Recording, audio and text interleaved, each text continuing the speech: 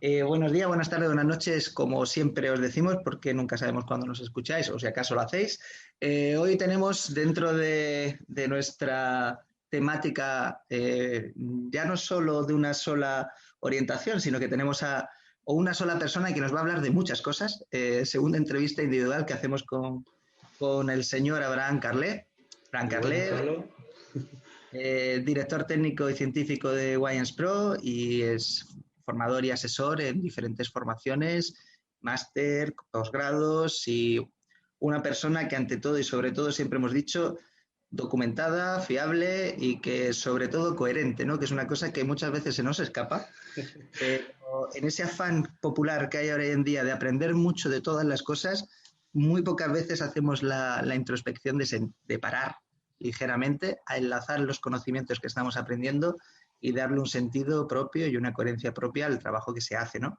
Entonces, venía hablando con él antes de darle al botón del play de que para mí hablar con él es una tranquilidad porque sé que se puede hablar tranquila, sosegada y muy adecuadamente con él y que aparte es una persona que propone idea y que nos ayuda a guiar esa conversación, ¿no? Y dentro de este nicho de por saco que estoy dando con esta introducción tan bonita, ¿sabes? ¿Qué te aprecio, chaval? Es Eh, mutuo, es muy mutuo. hoy venimos a hablar de una de sus áreas de mayor especificidad, donde más tiempo lleva trabajando o donde más se está desempeñando últimamente, que es la electroestimulación global, ¿no? Uh -huh. Eh, y queremos hablar con él porque en otros capítulos he dicho que mientras esté Abraham Carley investigando sobre eso me quedaré más tranquilo y entenderé que es una herramienta útil. Entenderéis por qué conforme lo escuchéis. Abraham, ¿cómo es que empiezas a trabajar en esta línea o en esta herramienta de trabajo? ¿Cómo es que llegas a ese punto? De una manera resumida, que ya hablamos de líneas de trabajo hace poquito, pero ¿cómo es que tú llegas a trabajar en esto de la electroestimulación global? Bien, Pablo, pues ante todo, bueno, daros las gracias por invitarme de nuevo y por esas buenas palabras que tienes hacia mí, ¿no? Y remarcar quizá una de las que has puesto ahí, de la de enlazar nichos o campos de conocimiento, en la que creo que es muy importante que un entrenador, o si no eres entrenador, que estás relacionado con las ciencias de la salud y demás, que seas capaz de integrar conocimiento, ¿no? Cuando estudiamos tenemos un alto nivel de especificidad en algunos campos y se nos olvida que tenemos que pararnos, unir ese conocimiento con el de otros campos, descartar propuestas y metodologías que hemos aprendido para conseguir enlazar ambas cosas. Entonces, bueno, ese es el esfuerzo que suelo hacer yo. Como siempre suelo decir, eso conlleva que llamarte especialista o experto en algo, pues es complicado, pero al menos te permite comprender en cierta profundidad y resolver ciertos problemas y resolverlos. Por lo tanto, bueno, esa es la aproximación que intento llevar yo en campos transdisciplinares. En concreto, respondiendo ya a la pregunta que me has lanzado realmente, que es la de cómo empiezo a trabajar, podría decir que un poco por casualidad, si te soy sincero. Es decir, la electroestimulación de tipo local, que quizás es la más extendida, la más común en nuestro sector, pues ya llevaba trabajando mucho tiempo. Y tengo que reconocer que con alto porcentaje de acierto, pero también con mi porcentaje de error por el mal conocimiento de la herramienta. Y se me presentó un proyecto cuando di un salto profesional a una empresa ya nacional en la que teníamos que evaluar si queríamos introducir la electroestimulación dentro de modelos de negocio nacionales, ¿no? Centros deportivos. Y reconozco que tuvo un primer pseudo rechazo, podría decir, ¿no? Era consciente de que había limitaciones en la bibliografía científica, la metodología de aplicación que había en ese momento de la electroestimulación, el llamado electrofitness, pues no me era nada amigable, porque a mí lo de poner formatos herméticos no me gustaba. Y entonces tuve que hacer un análisis, conocer la herramienta, entrenar con ella, formarme con personas especializadas, probarla en mis carnes, hacer revisiones sistemáticas. Y después de todo ese proceso, pude ver una gran oportunidad de trabajo. Vi que había potencialidad en su aplicación, pero que había grandes lagunas en el formato de aplicación, en cómo se estaba entendiendo la herramienta, y aunque era una empresa compleja, decidí que me apetecía embarrarme y irme a las bases e intentar transformarlo desde dentro, ¿no? Había mucha gente además en aquella época, estamos hablando de 2015, 2016 realmente, donde estamos hablando, y había mucha gente pues tirándole los trastos a ese concepto de electroestimulación de cuerpo completo. Y decidí que podía tomar dos decisiones: el rechazo absoluto hasta que alguien lo demostrara o no lo demostrara, o meterme dentro intentar cambiar las cosas desde dentro y aumentar la profesionalidad con la que se utilizaba. Y bueno, parece que no fue una mala decisión, puedo decir a día de hoy.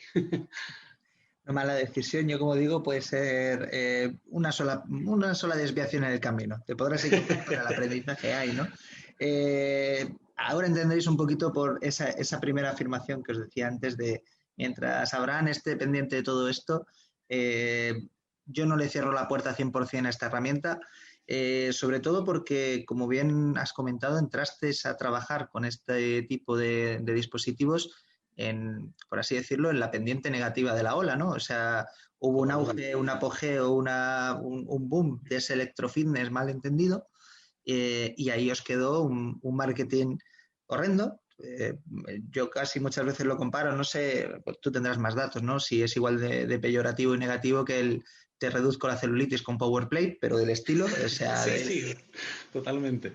Es decir, herramientas generadas para un tipo de servicio con un uso, una dosis totalmente diferente en la que se expone y un marketing agresivo, hermético, con resultados, pues bueno, que tenían cierto riesgo, ¿no?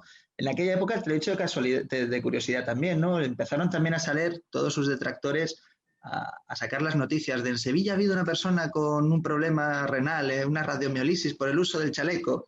Radiomiolisis, ya era una palabra nueva, ¿no? Todo el mundo, ¿qué coño es la radiomiolisis, no?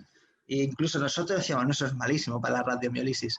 Pero realmente es un problema que la mala gestión de la carga o dosis de cualquier tipo de actividad que realices tiene el mismo riesgo, ¿no? Se podría incrementar con más historia. ¿Cómo? Cuando empiezas a trabajar, Abraham, en esta herramienta, en esa pendiente negativa, ¿cómo te afectan a ti esas ideas preconcebidas de un sector del que eras parte, del que hay muchos compañeros contigo trabajando y del que posiblemente te encontrases con mucha gente que no lo entendiera? ¿Cómo puedes empezar a investigar ahí y cómo te sentiste tú ante esa situación?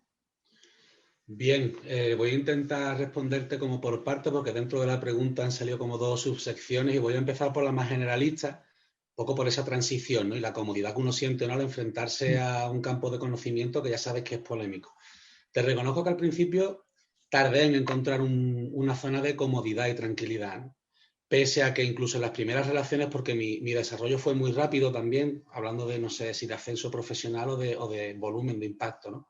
Pasé muy rápido del nivel local al nivel internacional en este tratamiento, porque de lo que era el primer proyecto, que era implantación de equipos de trabajo y normalización del trabajo de electroestimulación en centros deportivos, a los pocos meses, gracias a las propuestas que estábamos realizando, el sistema de formación, cambio de protocolos de aplicación, por llamarlo de alguna manera, pues me contactó directamente la empresa central, los que producen la tecnología, OneSpro, y me invitaron a ser director técnico a nivel internacional, ¿no? Entonces fue un desarrollo muy rápido en meses. Y claro, pues tuve que tomar decisiones muy rápido, a ver si me subía a ciertos bancos. Y te digo, tenía mis contradicciones, ¿no? Porque sabía que había mucho trabajo por hacer y que me iba a encontrar esta polémica de frente. Parte de esta polémica iba, por una parte, en el formato de aplicación, realmente una tecnología que se había vendido como un modelo de negocio y no como una herramienta de trabajo, cosa en la cual yo estaba muy en contra, lo cual hablé claramente con la empresa en su momento y dije, mira, aquí tiene que haber unos principios éticos, si yo formo parte de esto va a haber cosas que voy a querer cambiar del propio traje, cómo están configurados los electrodos, aparte del marketing y cómo se entrena. Por lo tanto, si vamos a mentir, yo no soy la persona, y si no estamos dispuestos a hacer cambios profundos, yo tampoco soy la persona. Y fue muy grato el que dijeran, no, precisamente es lo que estamos buscando. Buscamos este cambio y creemos que tú nos puedes ayudar. Quizás era la línea. Y esto ya lo voy a hilar un poco, ya que estoy recreándome en esta fase, con que para mí es un orgullo que dando charlas en simposios o congresos internacionales o viajando haciendo simplemente campañas de captación y formación de nuevos distribuidores, aperturas de mercados internacionales, los CEOs de la empresa y los líderes de venta internacionales tienen muy claro el speech. Esto es una herramienta, esto no es milagroso, hay cosas para las que sirve y para las que no sirve, y los entrenadores son el foco principal de nuestro servicio.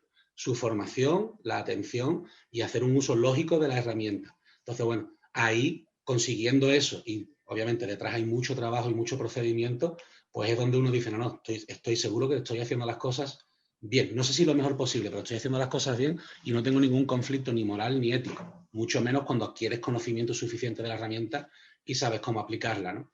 Ya luego ya veremos cuándo, cómo y por qué, que esa es la de siempre en entrenamiento. Y luego, como bien dices, uno de los principales escollos a solventar era este de la rhabdo, ¿no? La rhabdo, como tú bien has dicho, está realmente relacionada, por lo menos la inducida por el ejercicio físico, con las dosis del ejercicio y en concreto con la intensidad. Obviamente intensidad y volumen siempre van a ir de la mano. Entonces, cualquier ejercicio físico mal dosificado es susceptible de producir una rhabdo.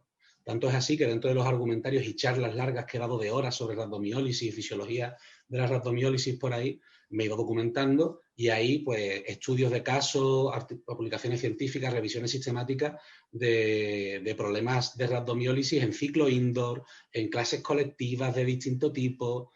Es decir, que esto está ahí, ¿no? Y por ejemplo, el propio CrossFit como marca, no cross-training sino CrossFit, sufrió también un poco este ataque cuando tuvo ese auge entre 2009 y 2012, más en esta última etapa que te cuento, hubo un tiempo cuando tenían ese logo del payaso con el cubo vomitando, que aunque los casos de rhabdo en proporción al número de clientes que tenían no era tan elevado, bueno, era un problema de salud pública y se puso mucho el foco y tuvieron que lavar la imagen completa, ¿no?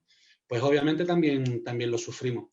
Pero decir, una vez que tú no coges una herramienta, como en este caso es la electro, el ejercicio físico en general, ¿no? Y se lo quieres vender a cualquier persona como máxima dosis de intensidad para maximizar los resultados, si no cometes ese error, vamos a decir que es complicado que generes una rhabdo. Entonces, en este caso, pues si dices, mira, en vez de aplicarle a todo el mundo un entrenamiento de electroestimulación, si quieres luego hablamos un poco de parámetros de onda cuando toque para no aburrir a la gente, pero con la máxima potencia posible para todo el mundo, cosa que no tiene ningún sentido, te vas a minimizar. Y todavía recuerdo como en la primera etapa, cuando todavía estaba en fase nacional, durante las primeras formaciones y protocolos que teníamos que poner, porque era un equipo de muchos entrenadores en un país completo, las pautas de seguridad estaban muy claras y simplemente con 3 normas de seguridad muy básicas, anamnesis inicial, que eso es algo de cajón. Limitar la frecuencia de trabajo, uno de los parámetros de la onda, a 50 hercios y que las intensidades de aplicación de la corriente eléctrica no fueran máximas, es decir, está siempre lo que nosotros llamamos un umbral motor, una contracción muscular confortable, incluso introduciendo la electroestimulación en entrenamientos grupales de tipo intermitente, en el que hay fases excéntricas obviamente y demás, 0 casos de rhabdo en más de 400 clientes que teníamos e hicimos un seguimiento.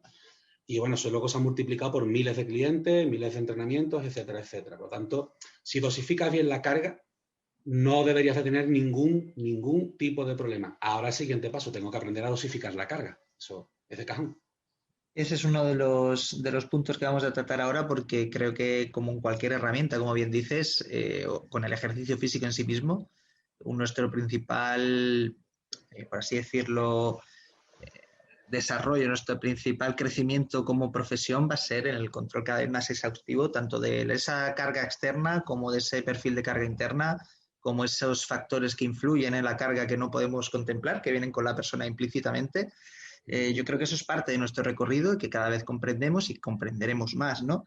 Te encontraste, como bien dices, con un mercado, con un electrofitness que no estaba por la línea adecuada.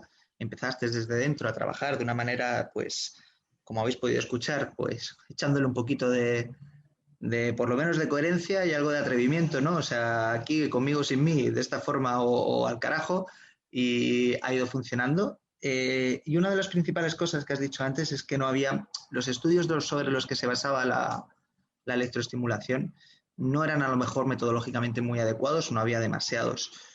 ¿Cuántos grupos actualmente conocemos o conoces que estén trabajando sobre esta herramienta? ¿Cuántos grupos están investigando sobre la misma? Bien, estoy seguro que me voy a dejar a la gente por el camino, porque es Sí, no, complicado. es Pero normal. bueno, me voy a centrar en lo que más conozco. Podríamos decir que los que tienen mayor productividad científica a día de hoy, números de artículos publicados y revisiones realizadas, podría ser el grupo de Alemania de Kemmler, los cuales trabajan con el método de trabajo, digamos, clásico. Nosotros ya diferenciamos la electroestimulación de cuerpo completo de tipo clásica y la hemos llamado al siguiente paso funcional para hacerlo un poco también atractivo a nivel marketingiano, ¿no? Yo sé todo lo que conlleva la palabra funcional, pero bueno, vamos a sobreentenderlo. Sí. Entonces, ellos trabajan con protocolos muy cerrados de parámetros de onda que son 85 hercios, 4 segundos de trabajo, 4 segundos de descanso y normalmente durante la ejecución de ejercicios de tipo isométrico. Hay alguna investigación con ejercicios un poco más dinámicos y en trabajo cardiovascular, pero principalmente ellos trabajan con ese método tan cerrado, ¿no? Así es como se aplica la electro a nivel general. Entonces, después quizás le seguiría en productividad y en calidad, para mi gusto, pues obviamente despuntan claramente, además reconocido por algunas personas como Azar Herrero en varios congresos, el grupo de la Universidad de Granada, liderado por, podría decir a día de hoy, Fran Amaro, pero bueno, Ángel Gutiérrez obviamente y José Manuel Castillo, que son eminencias en el campo de la fisiología del ejercicio. Y aquí lo fundamental, aparte del volumen de publicación, que es bastante interesante, ya vamos al salto de calidad. Ya hablamos de hacer planificaciones con una periodización, una ondulación de las cargas, no utilizar los mismos parámetros de onda, el mismo tipo de ejercicio a lo largo del tiempo y con unos resultados que podríamos calificar de sorprendentes en algunos casos, aunque bueno, todo esto está dentro de la fisiología y nada se va a escapar y va a darte unos datos súper anómalos, ¿no? A cualquiera que tenga conocimiento. Pero que, vamos, muy, muy interesante. Es un concepto nuevo, ¿no? Por fin conseguimos aplicar la electroestimulación de una forma que se integra con la metodología de ejercicio y no como un concepto aparte. Y después también pues, hay otros grupos de investigación, como puede ser en Corea los grupos de Lee, por ejemplo, que se focalizaron durante unos años, sobre todo 2018-2019, en la seguridad, precisamente, con CK, parámetros de tensión arterial durante ejercicio, control de la RPE durante el entrenamiento, etcétera, etcétera, y dando como conclusiones que era una herramienta de entrenamiento segura, sin más. Y ya luego hemos hecho colaboraciones también, por ejemplo, con la Universidad de Girona también, por ejemplo, el grupo de Álvaro de Pano ha sacado una tesis doctoral bastante interesante con varios artículos científicos en mujeres perimenopáusicas. También durante entrenamientos grupales de resistencia a la fuerza de tipo intermitente, con un impacto muy positivo para la salud. Y ya luego, pues, otras pequeñas colaboraciones. Por ejemplo, el propio Matthew Leti, que es una eminencia en fisiología del ejercicio y en electroestimulación, sobre todo de la local, ha hecho algunos pinitos junto con Babol también, que es como su principal discípulo. Aunque, bueno, no son muy prolíferos, se posicionaron en su día. En mi opinión, quizás esa visión está un poco marcada por el condicionamiento clásico de aplicación, no están tan actualizados, pero bueno, como son eminencias, yo ahí discuto lo justo y necesario y ya está. Y luego, por ejemplo, hemos hecho otras colaboraciones con la Universidad Ramon Llull, hemos colaborado porque yo también me encargo de eso, ¿no? Cedo dispositivos a universidades, les ayudo con la metodología porque, claro, tienen que enfrentarse a hacer análisis de los resultados, cómo secuenciar cargas y tal. Entonces, en Ramon Llull hicimos una experiencia con que nos han salido muchas publicaciones, fue interesante, aprendimos mucho en el campo. Y, por ejemplo, Universidad de Sevilla, con Borja Sañudo, que ya tenía alguna que otra publicación también, hicimos una cortita, un transversal de recuperación del esfuerzo. Y, bueno, eso es más o menos lo que tenemos. Luego sé que en Brasil se están creando grupos de investigación, tengo pendientes unas cuantas reuniones a ver cómo podemos orientar las metodologías de trabajo. Y, bueno, es una parte muy bonita esta, porque te pones en contacto con los grupos de investigación. Dentro de lo que puedes les das formación, les das consejos, pero luego ellos tienen que andar y recorrer, ¿no? Y ahí los dejas libres para que ellos publiquen, pongan su criterio y tal. Y se me olvida una también que hicimos hace poquito, hace un par de años, además se publica ahora, que es de PAP con electroestimulación, porque muchas veces enfocamos la electroestimulación, por lo menos la de cuerpo completo, ¿no? Como un sistema de entrenamiento per se, con una sesión de 20 minutos y tal, y en verdad es un recurso, una herramienta más que puedes utilizar durante 3 minutos preactivas y luego puedes conseguir una mayor velocidad de disparo con un jugador de balonmano, mayor sprint, etcétera, etcétera, ¿no? Un PAP, lo que ya conocemos. Sí. Entonces, bueno, eso sería un poco la visión muy resumida de cómo está el campo. Como podemos comprobar, a campo amplio, ¿no? O sea, hay algunos protocolos que nos has hablado de periodización, programación, ondulación de cargas, parámetros fisiológicos. Nos has hablado del grupo coreano de sus parámetros de seguridad, control de CKs, tensión arterial, RP, potencial posactivación en esta última colaboración. ¿Cuáles crees que van a ser las principales líneas de investigación en esta herramienta, Abraham? ¿O en cuáles crees que van a concretar o dónde crees que hay mayor margen de crecimiento en esta herramienta? Porque antes has condicionado líneas de trabajo que a lo mejor son un poquito menos progresistas que otras. ¿Cuáles crees tú que van a ser las más interesantes o las que más frutos van a sacar estos últimos años? vuestros Bueno, próximos? aquí hay varios nichos, varios campos de conocimiento que podrían ser prolíferos, ¿no? Aquí ya dependerá de cuánto interés muestren los investigadores, los doctorandos también, que son una fuente importante de generación de papers. Pero bueno, por una parte tendríamos el trabajo con... Voy a empezar con la parte alta de las poblaciones, ¿no? Con personas mayores. El grupo de Kemmler ya ha investigado mucho, eso sí, aplicando una metodología como muy estricta, muy cerrada, protocolo de trabajo que siempre es el mismo, y han obtenido resultados muy interesantes en cuanto a aumento y mantenimiento de masa muscular, niveles de fuerza. Bueno, si el electro tiene un impacto claro es a nivel neural, entonces ahí vas a tener unos grandes beneficios. Y han tenido muy buenos resultados en ese campo. Después hay otra línea de trabajo que yo creo que también va a seguir porque el fitness al final demanda mucho composición corporal, gasto energético, entonces todo lo que es el, el entendimiento de la fisiología metabólica de la electroestimulación, sobre todo con el enfoque que quizás estamos dando en el grupo Profit en la Universidad de Granada, pues se puede aportar mucho porque hay muchas incógnitas por resolver. Ahí menciono, por ejemplo, que si te vas a las bases, vas a estudiar, obviamente, a quién vas a estudiar. A Rafael Herrero lo tienes que estudiar si quieres saber de electro. Está muy asentado que la electroestimulación no afecta en absoluto, podríamos decir, al metabolismo de la oxidación de grasa.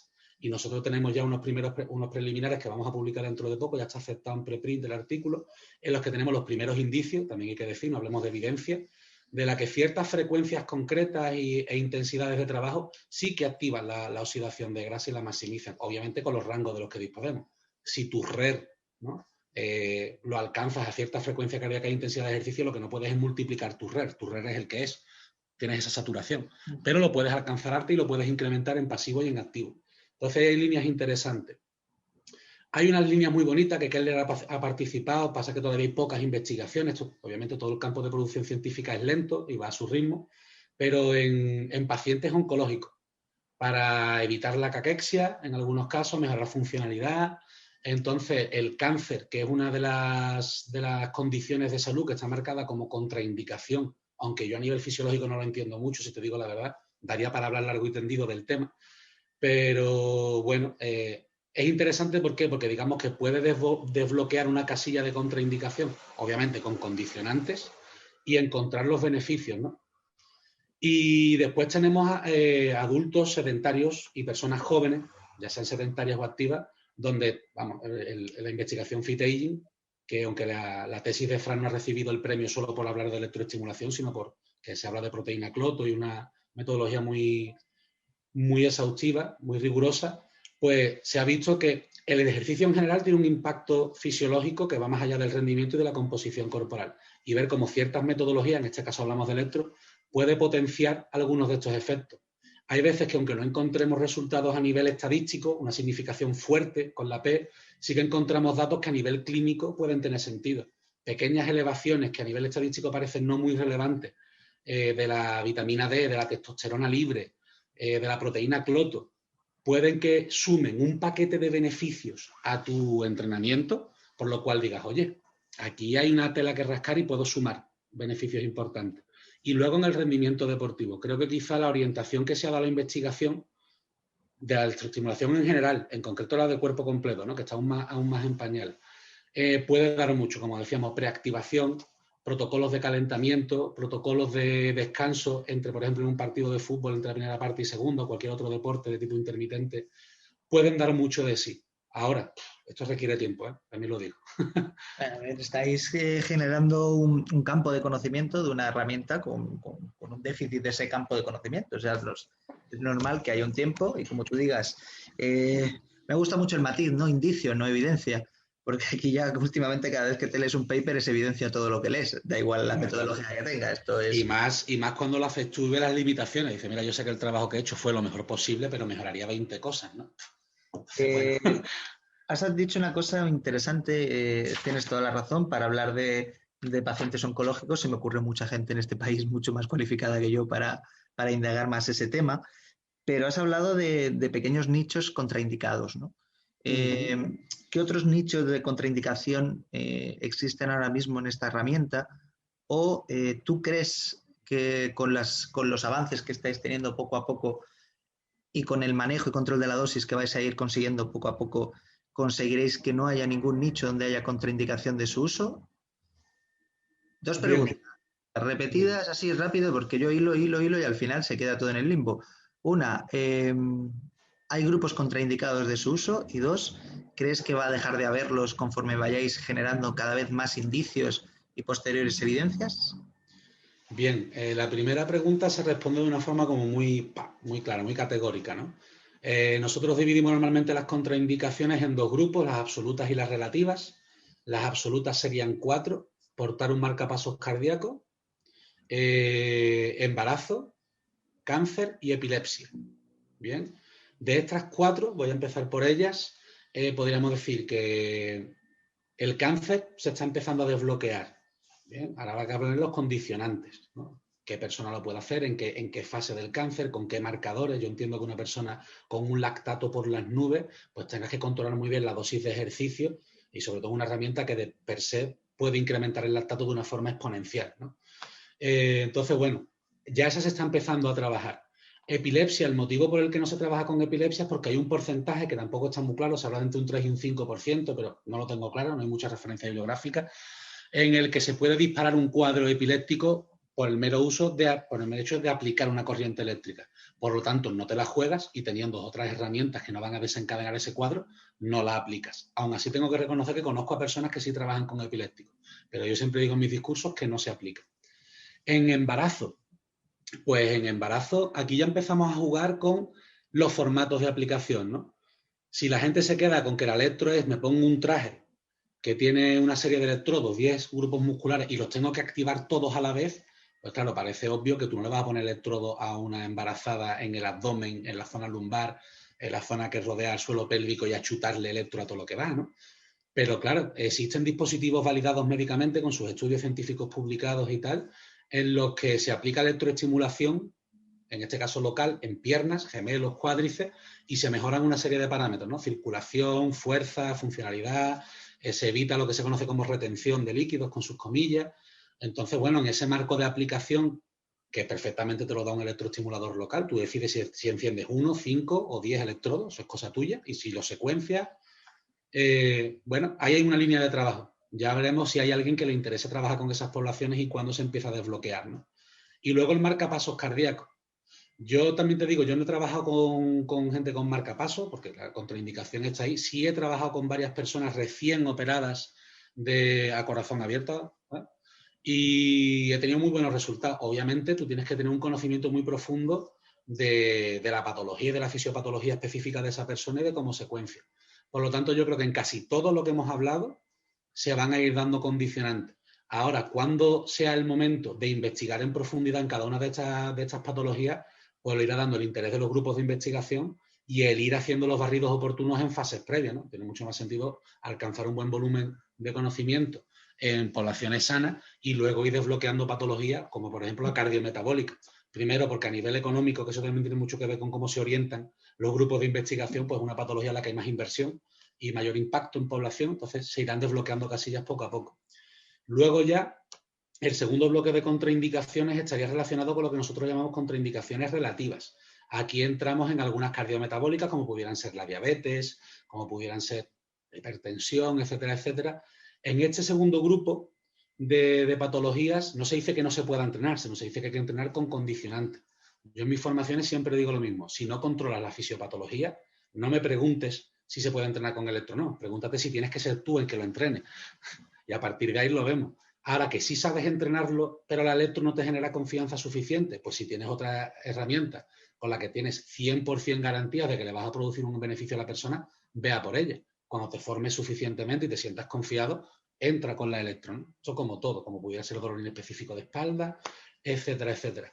Y en este campo, pues por supuesto, precisamente ahora estamos viendo cómo se planifica una tesis doctoral que va a ir en relación a patologías cardiometabólicas, síndrome metabólico principalmente y la diabetes.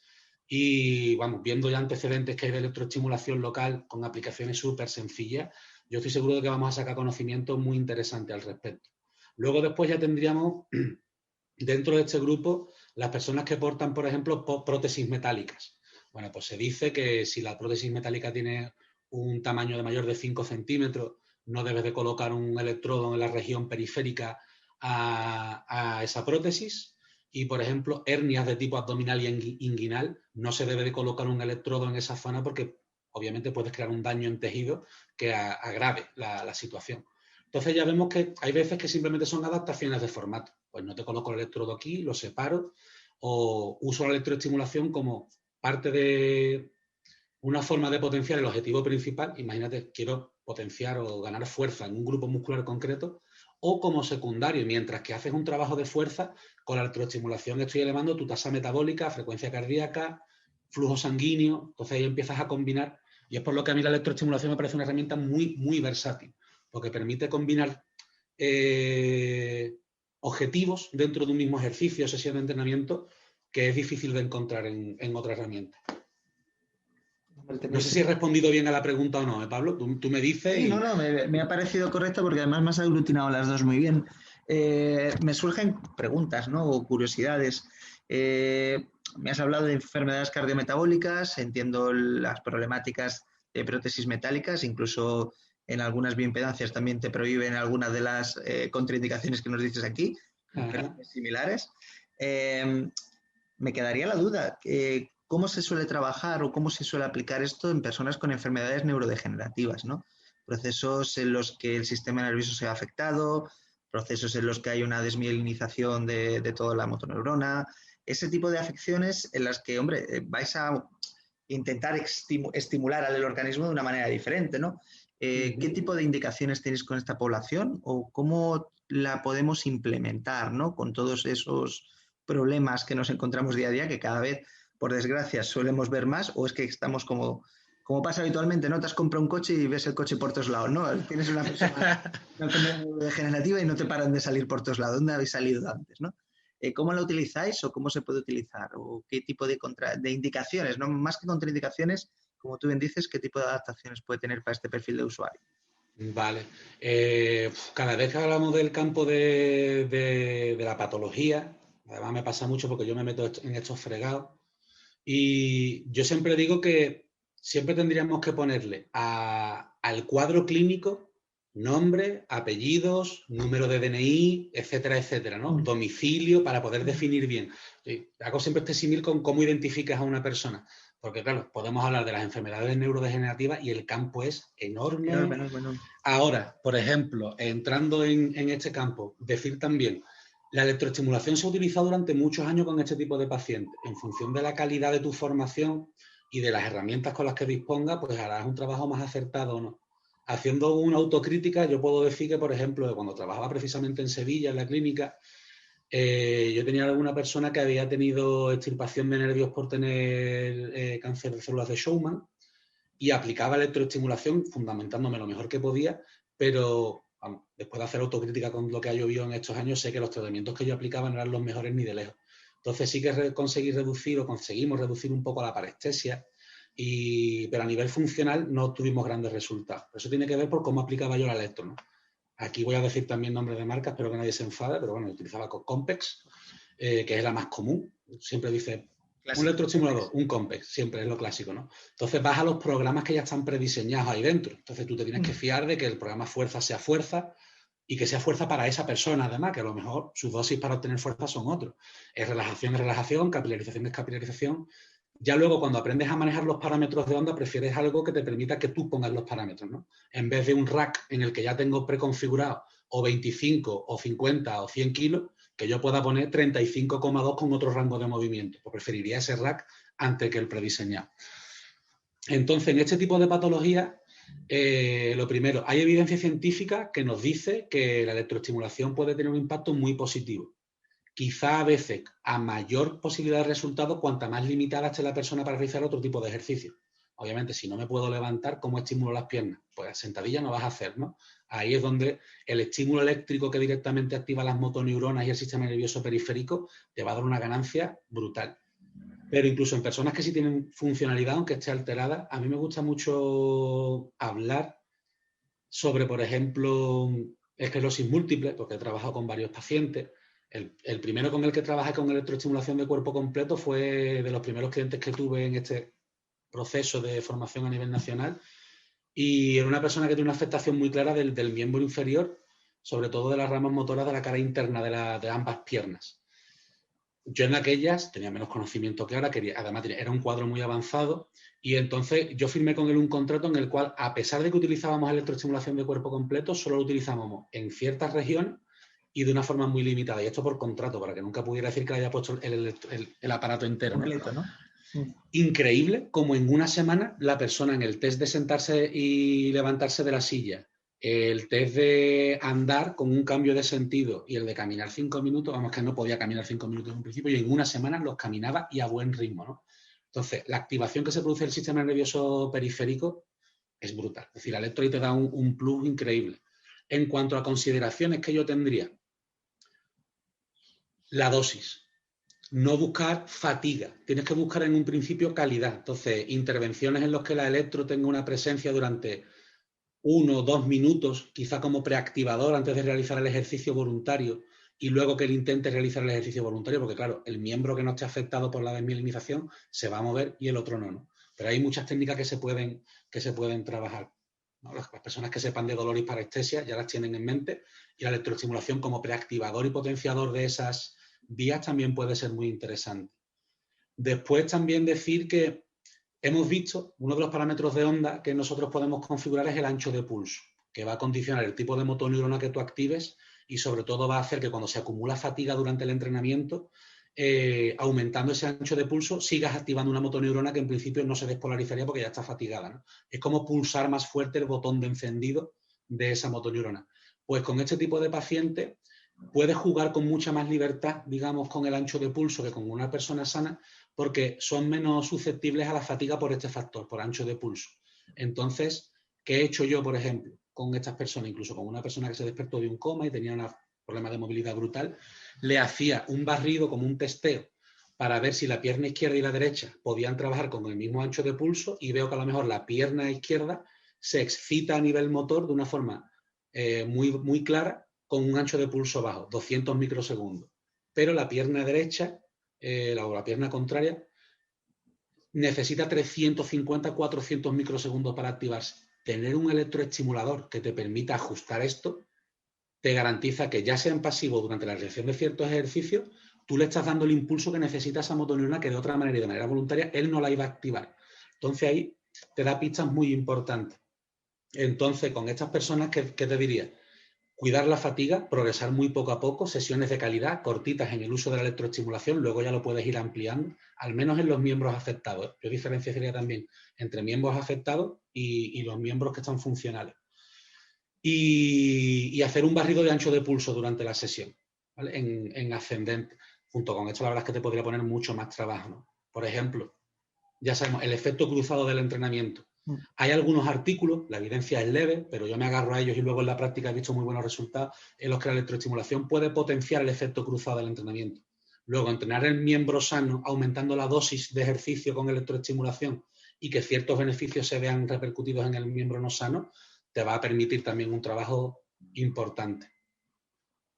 Llegamos al punto culmen, ¿no? O sea, todo va girando, todas las preguntas, todas las respuestas giran en torno a lo que es la madre de todas las batallas, ¿no? Creo que es donde más beneficio vamos a encontrar, es en aprender a utilizar esa dosis, en cómo cuadrar esos elementos y todos los avances que estáis teniendo en los últimos años de investigación, ¿no? Entonces, ¿qué parámetros controláis para regular la dosis, Abraham? ¿Cuántos se están controlando mejor estos últimos años que antiguamente? Como tú bien dices, el electrofitness venía de modelos cerrados, hermetizados, protocolos no adaptables. Sin embargo, estáis trabajando en unas líneas de investigación muy avanzadas en este ámbito, ¿no? ¿Qué parámetros de dosis controláis? ¿Y qué elementos son susceptibles de modificar para controlar esos parámetros de dosis dentro de, como tú bien dices, intentando no poner nombre, apellidos y código postal de cada una de las patologías?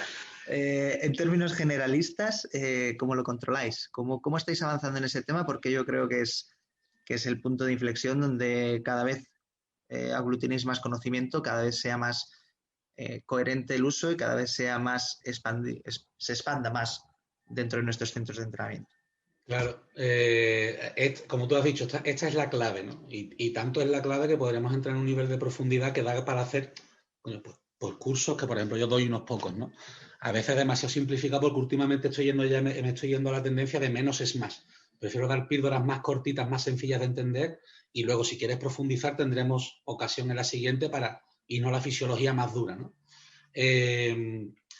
Bien, tendríamos que tener en cuenta por una parte los parámetros de onda, qué compone la onda eléctrica y cómo puedo modular cada uno de estos parámetros.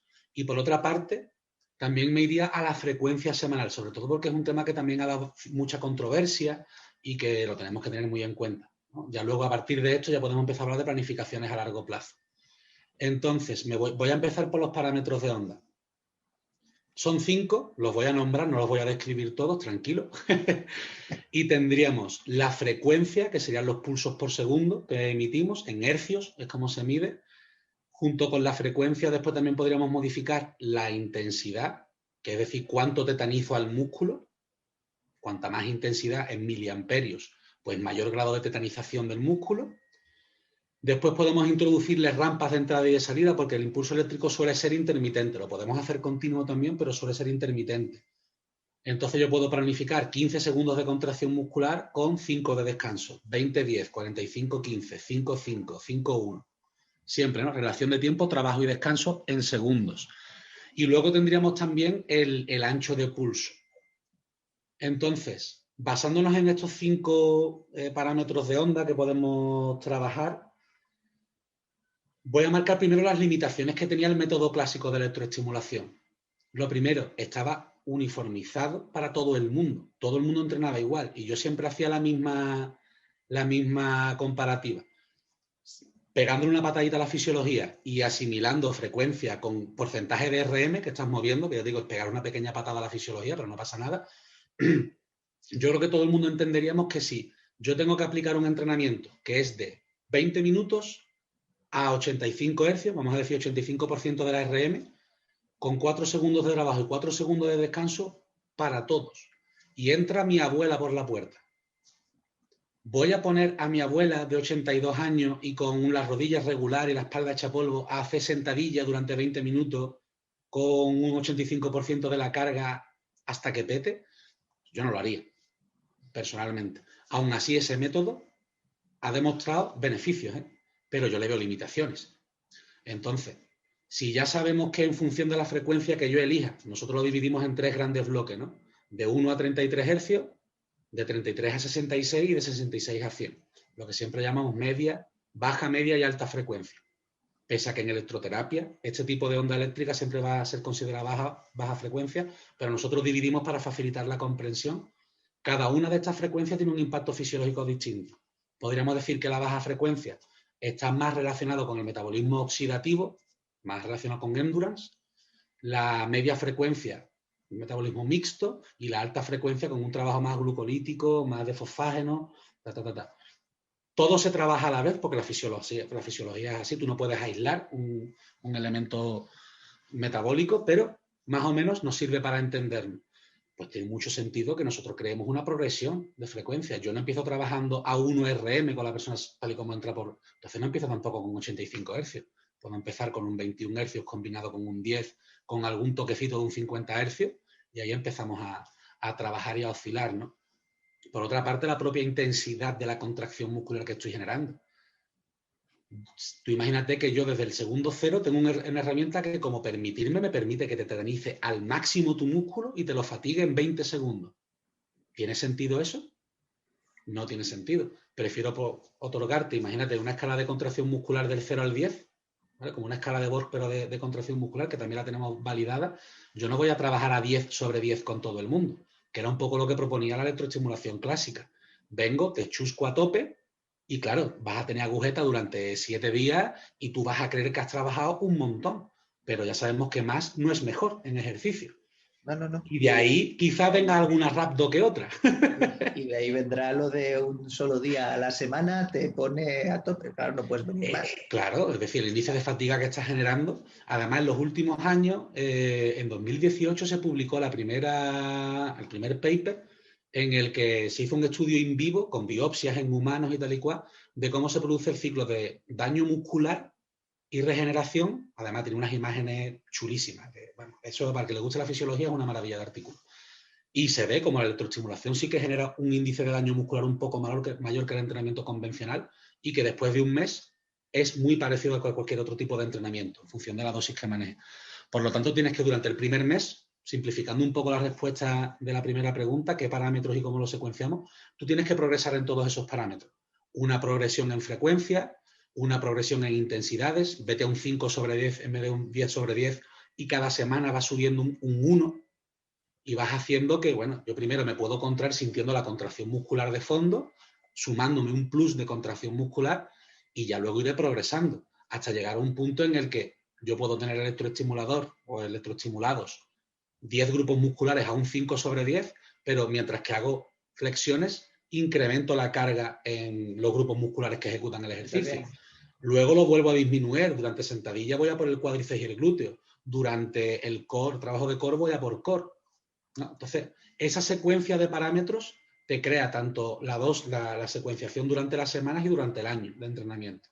Podríamos hablar largo y tendido aquí, pero estoy intentando No, pero simplificar. a nivel básico está bien. Si es sobre todo conocer, ¿no? Porque, como tú bien dices, el pan para todos no funciona. Nosotros, nuestro principal eslogan, como digo yo, que eso ya no es ni principio de entrenamiento ni nada, eso ya es eslogan corporativo, no entrenes más, entrena mejor, ¿no? Desde hace muchos años. Es decir, no gastes esas balas que tienes en el cartucho haciéndolo mal, ¿no? Si lo vas a utilizar, si conoces los parámetros de trabajo, ¿qué cojones?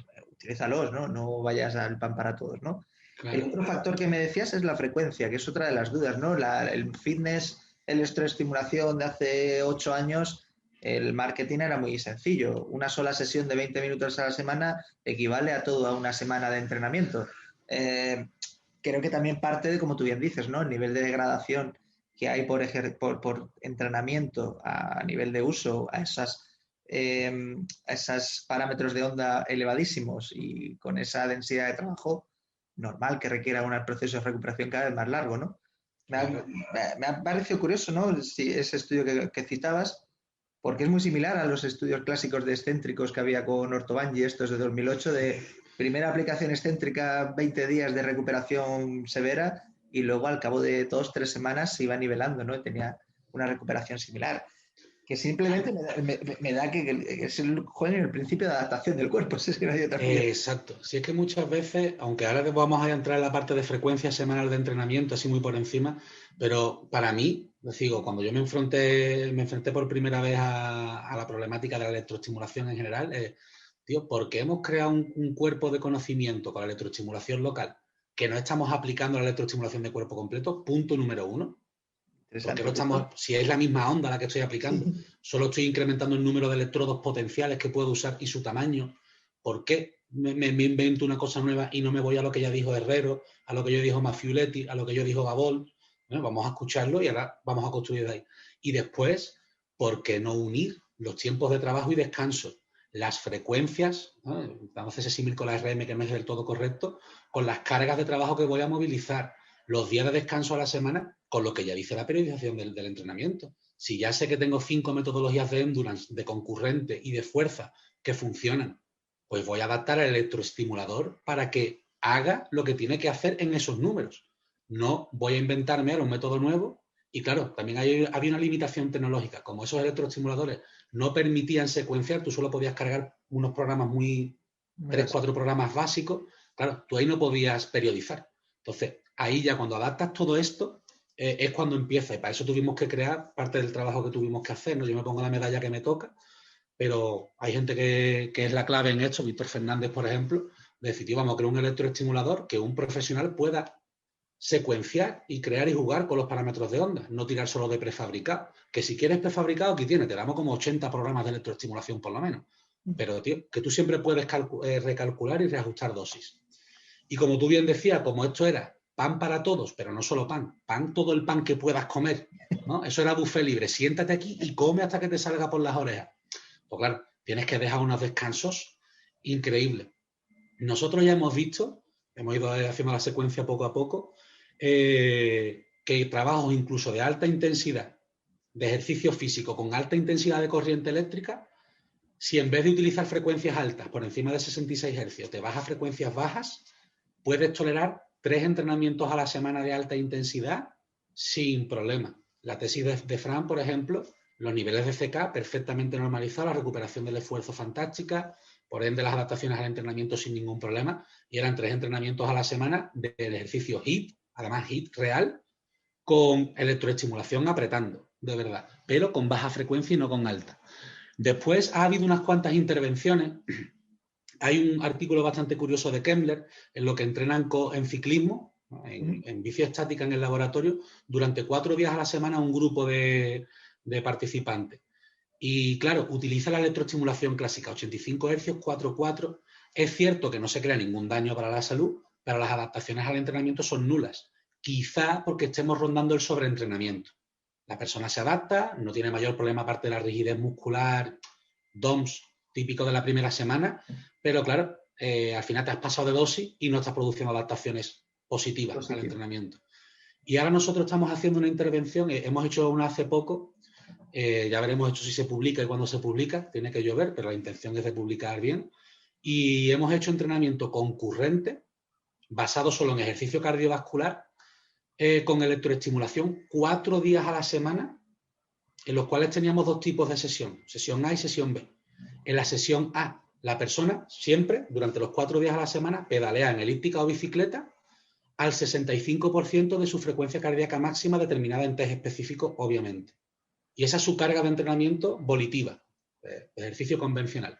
Y ahora, en la sesión A, que duraba 30 minutos, imponíamos trabajo de media y alta frecuencia, simulando como si fuera un entrenamiento de fuerza, vamos a decir, ¿no? Dando ese impulso nervioso más hacia lo neural. Y en la sesión B, que eran otros 2 días a la semana, eran sesiones de 60 minutos basados en baja frecuencia e impulso continuo. Los resultados todavía los estamos analizando, estamos todavía con base de datos, de resultados. Lo que sí que es cierto es que CK, 0 problema, y otros, ¿no? Incidencia o muerte experimental, 0. Ahora los resultados los veremos. Quizá también nos hayamos pasado de rosca, quizá, bueno, a nivel metodológico ya sabemos que hay varios problemas que solventaremos para la siguiente vez que hagamos experimentos de este tipo, pero vemos como incluso en ciencia ya estamos viendo que 4 días a la semana de electro se pueden y te pueden dar buenos resultados. Y en la parte práctica, yo durante ciclos muy concretos, también te digo, ¿no? Tú no puedes entrenar al máximo y con máximo intensidad y volumen durante mucho tiempo, pero en 2 microciclos consecutivos he estado haciendo entrenamiento de hipertrofia con electro. Y en ciertas fases he estado 2 semanas consecutivas entrenando 5 días a la semana. Eso sí, secuenciando grupos musculares, etcétera, etcétera. Entonces, bueno, 1 día a la semana, 2 días a la semana, eso de la vertiente clásica, se podría utilizar así como complemento de entrenamiento, porque yo no pretendo que la gente entrene solo con electro. Durante 2 meses quizás sea tu herramienta principal, luego la olvides 3 meses y luego reaparezca, o para ciertas personas puede ser muy importante en el calentamiento y 1 día a la semana. Aquí hay muchas matrices, ¿no? Pero ya vemos que eso de 1 día o 2 a la semana responde más. Punto número 1, un modelo de negocio que se intentó implantar. Y punto número 2, a que las cargas eran siempre máximas y supramáximas, entonces tengo que dar descanso porque si no, petas, hablando mal y pronto. También te digo, me he extendido mucho y no sé si me he explicado bien. Sí, no, yo creo que has dejado claro el mensaje, ¿no? O sea, en la frecuencia semanal en la que se está utilizando de manera clásica el electrofitness mal entendido, adolecía más que a la evidencia científica simplemente al producto de marketing que querían venderte, ¿no? Producto prefijado, con bonos de sesiones, con una reproducibilidad X para que tú fueras generando ingresos, más allá de la evidencia que hubiera, ¿no? Sin embargo, creo que además me ha gustado que hayas matizado, ¿no? Antes has diferenciado las diferentes hercios a los que estamos hablando de baja, alta o media intensidad y hombre, que en función de la adaptación, ¿no? Me parece interesante, ¿no? El concepto de quizá en este caso 4 días semana, dependiendo del uso, no genere tanta adaptación que estáis ahí mirando, porque realmente es controlar, ¿no? Esa dosis de trabajo y es donde ahí estamos todos, ¿no? Es que nosotros mismos, y aunque no tengamos electroestimulación y estamos haciendo, yo sé, peso muerto, dependerá también la dosis para ver la adaptación que hacemos, dependerá todo el perfil de carga, si la queremos cuantificar a través de la pérdida de velocidad, dependerá de que programemos bien esa pérdida de velocidad Y es una Y herramienta, después hay una cosa que también se nos olvida. Yo, por ejemplo, pues además, quizás estoy haciendo trabajo antes de la cuenta, pero bueno, como esto no creo que afecte en negativo, limitaciones que yo detectaba en el estudio por necesidades que teníamos en el laboratorio, no podíamos dejar una semana de training, ¿no? Igual que en un principio la metodología estaba orientada a un trabajo de 8 semanas, pero por la N que manejábamos y sus necesidades tuvimos que recortar a 4. Entonces, dudas que se me plantean. Quizá yo todavía no sé los resultados, cero. Además, no estoy trabajando yo eso porque no debo de ser yo el que lo trabaja. Yo no tengo que ver esos resultados para que no haya ningún conflicto de Exacto. interés. Pero cosas que se me ocurren como limitaciones que planteo. Bueno, quizá 4 semanas no estén generando el impacto suficiente y tengamos que esperar 6 u 8, que además casi siempre son garantías de trabajo. Si miras muchas publicaciones científicas, es en los que son de 6 y 8 semanas donde te encuentras que el outcome principal de verdad correlaciona. Y después, por otra parte, también el periodo de day training que tienes que dejar, ¿no? Obviamente, si terminas la intervención un viernes y estás midiendo fuerza el lunes siguiente, el martes, quizá no estés en el pico de rendimiento. ¿Qué hubiera pasado si hubiera podido dejar, aunque hiciera esas mediciones la semana siguiente, una semana o 2 de day training? Porque además en electro ese impacto neural hay veces que se detecta o se mantiene al alza, ¿no? Filipovic, que es una persona que no mencioné antes, tiene algún estudio con sus limitantes claros a nivel metodológico interesante.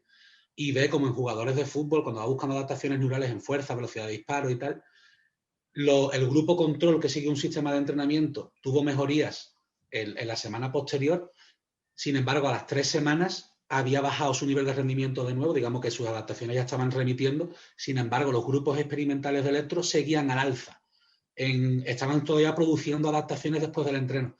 Y ahí es una cuestión que también me parece importante, ¿no? Y ahí sí que quizá podríamos hablar mucho de eficiencia del entrenamiento.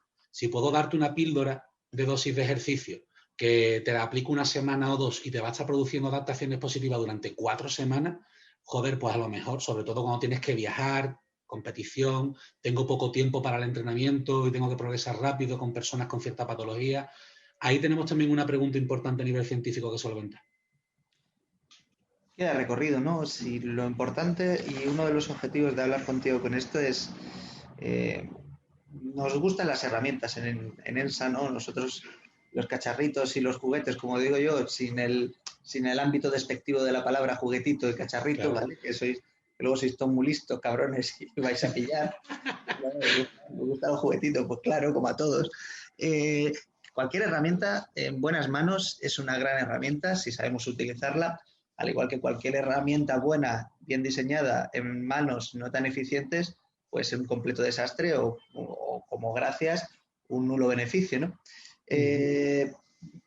¿Dónde te podrían encontrar la gente que esté interesada en formarse contigo, no sé si con Wines Pro, no sé si en alguna formación tuya, pero creo que a mí me resulta muy curioso ver cómo avanza la investigación en este campo.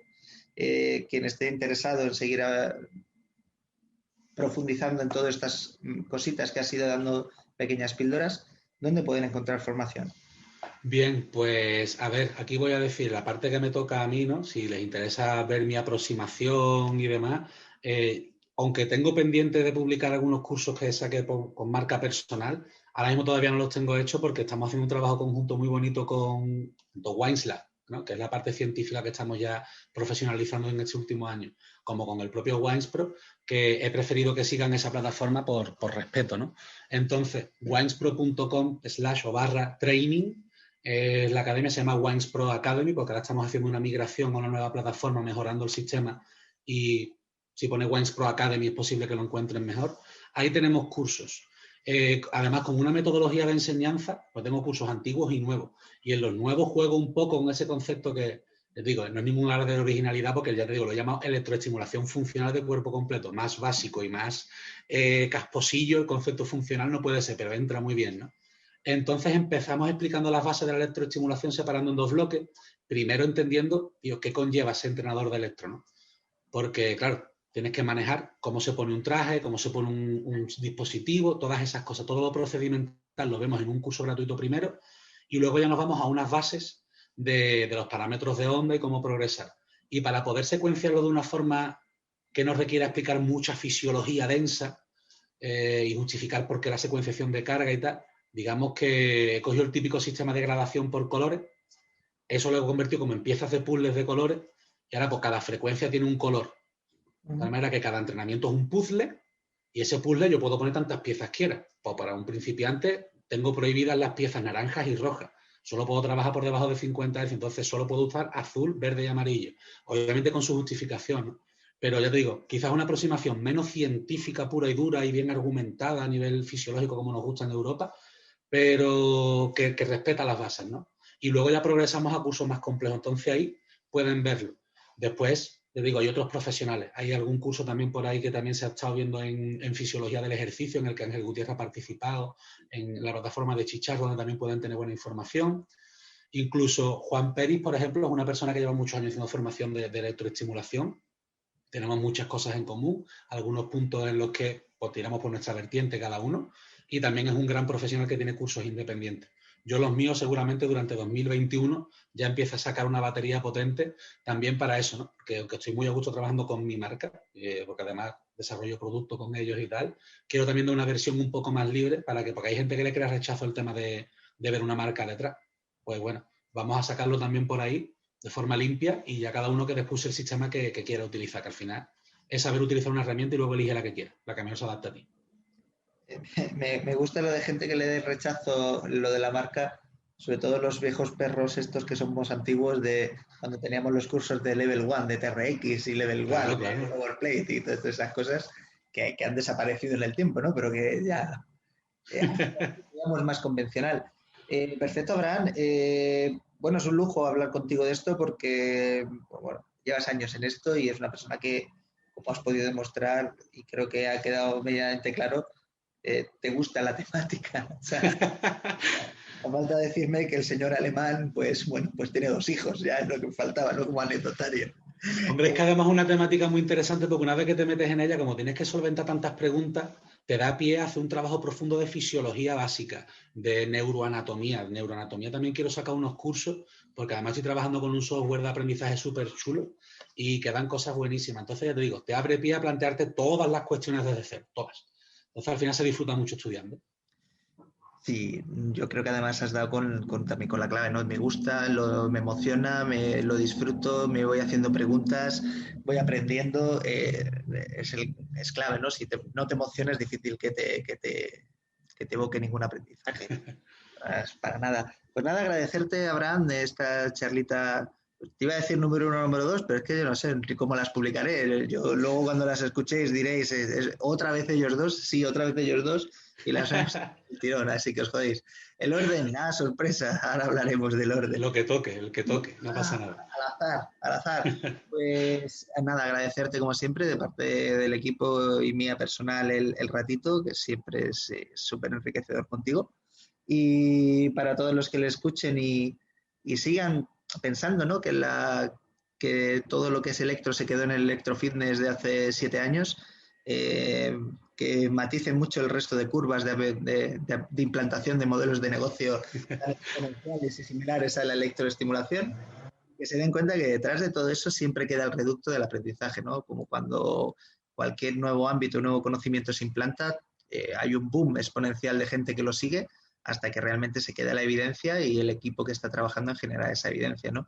Creo que en este ámbito también está, como en cualquier otro, y creo que, como bien ha dicho Abraham, la clave es seguir avanzando en el proceso de control de dosis de ejercicio, en el proceso de estructurar de manera eficiente esos entrenamientos y conocer más cómo reacciona nuestro organismo a los diferentes parámetros de control.